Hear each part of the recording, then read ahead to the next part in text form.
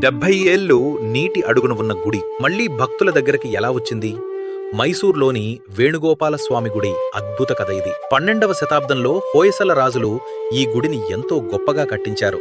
కానీ 1911లో అప్పటి ఇంజనీర్ విశ్వేశ్వరయ్య గారు రైతుల కోసం ఆ ప్రాంతంలో డ్యాంను నిర్మించారు.